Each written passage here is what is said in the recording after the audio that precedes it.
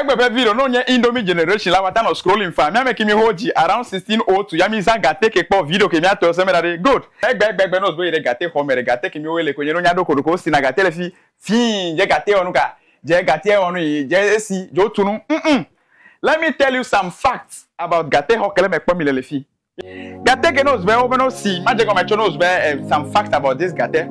Gate ke no zbe gate ho ke me mi le fi fla. Nos bo nya me gbanto we complique over gate ko me ya gate to melo alo ne bu ne ko ma bo over ya we complique over nya me gbanto ma tuina o me la be fie hedo ma nya complique over gate ho mo we ka pekla ko tuina no complique over no nya me gbanto yin abu bran abu ana mejo is either anan abu na merejo be nya de eton ene aton abu aje go me alo me onu ka abu ne ko ma no jo gate tulanto kra twa gbelegbori de te o meta no up and down doki me o se me that good. Nos be mi subole gate home. Nos be mi subole gate home ya ole tu gbag ya ko nya me sueva. O je be na no bench jina no amojo be no ado jire. Alon ve vire tension na me gate home nya me nya gbogbo ka kwen no alon kimi koloro. Ya la be noise kimi heton gbe hele gate home kuli hit pa be nos be ole jojo. Be na do jira be na tu. Alon re heton na mere yehoa. Onto nya nanya kota ko dare atajile kwa. Se me na re oye mi yera kaka di keja oyo be no ka edo ji.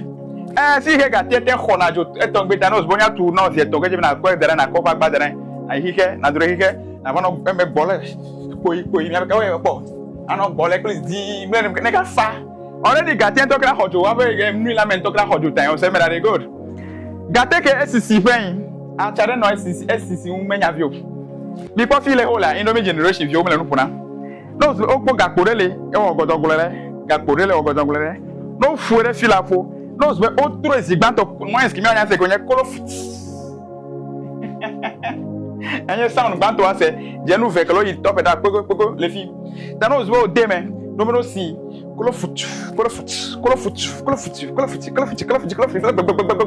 jo se le hiheda already je nou ko le top and down yi no len kura ko be tips o su gbon za water tank le hihele fi mi nu go kele pa mi le e ka mi goe yes amigos amigo nyenu ya na mi me o ina de gate me e fele ajujo to na ke no do re hige no tro gbanto ajujo yi bole te do na ko le futu egbegbe kira gate me kala ajujo that's good ti o bro telefi kaka di ngere ekpezo me le fimi bubu ka tere ekpezo me e no to kra hit le ne talanga o ba mi la no echi nere chikimira no echi no meto no egere fialo ya fa fe ko no egere me anyway good e kalefi e kakele ya o tinare megbeton atire ngogbeton wa we cross le no si ho e ke o we nwere fine close we ne dakra e kakete nchu na anytime na make me o gatinya